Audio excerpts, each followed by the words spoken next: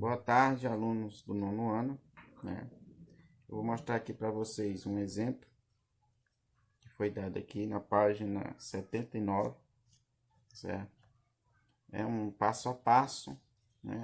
Esse primeiro e segunda não tem muita coisa diferente do que a gente já viu, não. Falando de imagem, contra domínio, contra domínio, isso aí eu já mostrei para vocês. Mas se tiver alguma dúvida, a gente pode esclarecer depois. Agora esse aqui é onde nós vamos relacionar elementos de um conjunto a outro de maneira mais física, não sendo apenas números, tá? Fazendo em situações mesmo. Aí nós temos aqui, ó, dados os conjuntos M igual, dados os conjuntos, aí M igual a X, tal que X é o nome de uma face de uma moeda, e N é igual a Y, tal que Y é um número primo representado em uma face de um dado, certo? Aí tem cálculo. Vamos lá, a primeira coisa que nós temos que fazer. Vamos logo ver o que, ele quer, né? Na letra A diz o diagrama das flechas de M por N. Mas antes de saber qual é esse diagrama, como a gente vai fazer esse diagrama, eu tenho que saber quais são esses elementos que estão nesses dois conjuntos, no conjunto M, certo? E no conjunto N, que ele nos forneceu aí em forma de enigma. E nós vamos já descobrir quem são eles, tá? O conjunto M é X, tal que X é o nome de uma face de uma moeda. Então a moeda ela só tem duas faces. Ou seja, esse conjunto é formado por cara e por coroa, certo? Cara e coroa. O N, quem é o N? Y, tal que Y, é um número primo representado em uma face de um dado. Então, o dado, todos nós sabemos que ele possui seis faces, né? Seis faces. Vou colocar aqui embaixo para ficar melhor. Possui seis faces.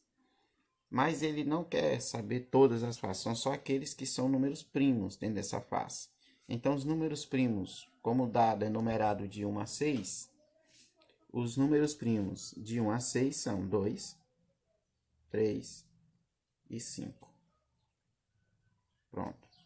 Aí aqui nós temos a relação ou a representação, né, desses dois conjuntos. E que é na letra A um diagrama das flechas de M por N. Então, diagrama. Vamos fazer aqui dois diagramas, né? Onde aqui vai ficar o conjunto M, cara. Conjunto M só é cara e coroa. E o conjunto N, que é 2, 3 e 5, certo? Então, como é que ficaria essas flechas? Quando nós vamos fazer um produto entre dois conjuntos, né, M por N, no caso, eu vou ter que ligar todos os elementos que estão no primeiro conjunto com os elementos do segundo conjunto. Então, ficaria, ó, a cara eu ia fazer com 2, a cara eu ia fazer com 3 e a cara eu ia fazer com os 5, ligando, certo? A mesma coisa a coroa. A coroa vai por 2, a coroa vai por 3 e a coroa vai por 5. Então, assim ficaria o diagrama desses dois conjuntos. Na letra B, ele quer saber, ó, o número de elementos de M por N, certo? Então, aqui ainda olhando o diagrama que a gente acabou de fazer, nós podemos ver essa relação entre esses conjuntos. Olha só. Aqui eu posso juntar de pares em pares, ou seja, uma relação como se eu estivesse jogando a moeda para cima e ao mesmo tempo lançando um dado, tá? E supondo que esse dado só tinha esses três números aqui, tá? Ficaria como? A primeira relação seria cara e 2, certo? Então, cara, o primeiro par ordenado seria cara e 2. O segundo, a segunda relação seria cara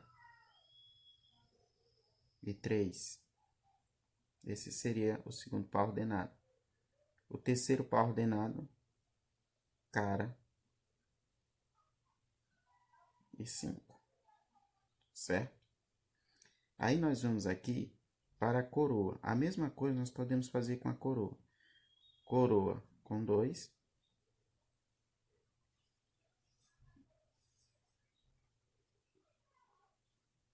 Coroa com 2.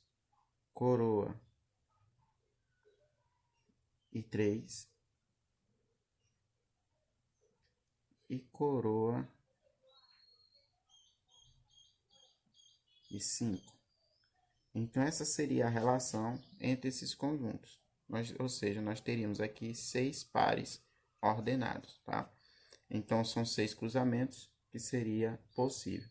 Uma das formas da gente saber, não a quantidade de elementos, que eu acho que houve um pequeno equívoco, mas a quantidade de cruzamentos de pares ordenados entre esses conjuntos, é você pegar a quantidade de elementos que tem no primeiro conjunto, no caso aqui são 2, e fazer o produto pela quantidade de elementos que tem no segundo conjunto. Nesse caso aqui, ó, são 3 elementos, 2, 3 e 5. Então, dá um total de 6 pares ordenados, certo?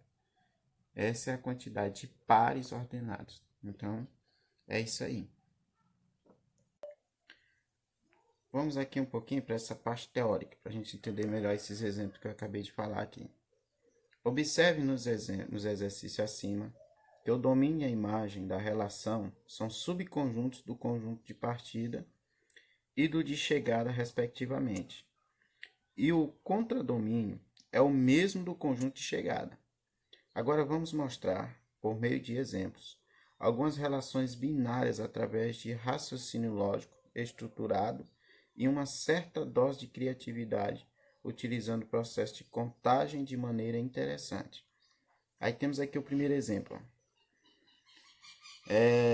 Letra A. Imagine uma sala com 21 pessoas, né? Que é P1, P2 e até o P21. E que cada uma dessas pessoas cumprimentou todas as outras uma única vez com um aperto de mão. Calcule o número total de cumprimentos, ou seja, de aperto de mãos, né? Então vamos lá para a solução. Vou só mostrar aqui um esquemazinho para vocês, como é que a gente vai fazer para calcular de maneira mais fácil. Então essa é uma contagem que conta a história de um aluno chamado Gauss, né? Que o professor colocou uma conta para eles fazerem, provavelmente para ganhar tempo, mas o professor surpreendeu que ele, de maneira bem simples e rápida, conseguiu chegar ao valor final, que era praticamente isso aqui, fazendo a soma de números, só que era de 1 a 100, certo? Então ele foi observando que sempre juntando os extremos, dava a mesma quantidade, não é? Como é o caso aqui, ó, aqui dá 21, se eu juntar aqui dá 21. Se eu juntar aqui os extremos agora, é o segundo com o penúltimo, também vai dar 21. E assim vai. Isso aqui é uma teoria que é chamada de contagem de Gauss. Isso aqui pode ser usado também nesse problema. Porque vamos lá. Então aqui, ó, observe que cada uma das 21 pessoas deu 20 apertos de mão. Cada pessoa só não aperta a mão dela mesma. Assim teríamos 21 vezes 20 apertos de mão. Mas, desse modo, cada aperto de mão foi contado 2 vezes. Por exemplo, o aperto de mão da pessoa 10 com a pessoa 15 é o mesmo aperto de mão da pessoa 15 com a pessoa 10. Com isso, ficou contado 2 vezes, certo? Eu vou tentar explicar isso aqui melhor. Então, cada uma das 21 pessoas só não vai apertar a sua própria mão, ou seja, cada pessoa vai apertar 20 vezes, certo? 20 vezes. Porém, aqui vão ter vezes repetidas. Como deu exemplo, a pessoa 10 apertou a mão da pessoa 15. Então, quando eu for contar com a pessoa 15, ela tem apertado a mão da pessoa 10. Para simplificar, dessas 20, na verdade, só está valendo a metade. Por quê? Porque cada um já deu um aperto e uma vez na mão. Então, vai ficar 20 por 2. Então, cada pessoa, sem repetir, houve 10 apertos de mão por pessoa. Agora, o seguinte, o total de gente era 21, certo? Para saber quantos apertos de mão dava no total, é só pegar 21 vezes 10, que seria a metade dos apertos de mão de uma pessoa.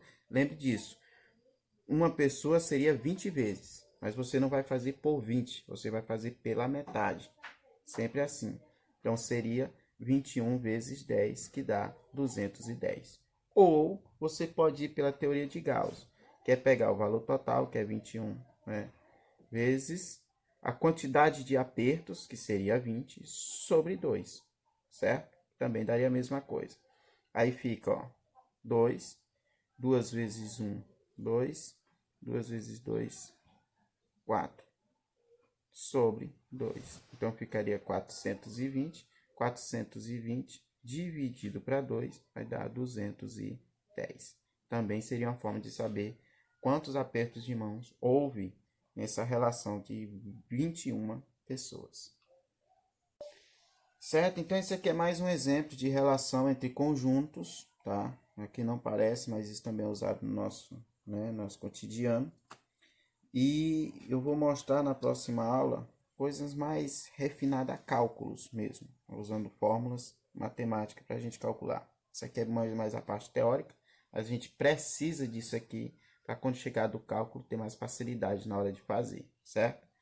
Se tem alguma dúvida, vocês podem entrar em contato ou pode rever lá a fórmula de Gauss, que explica um pouco sobre isso aqui também. Então, até a próxima.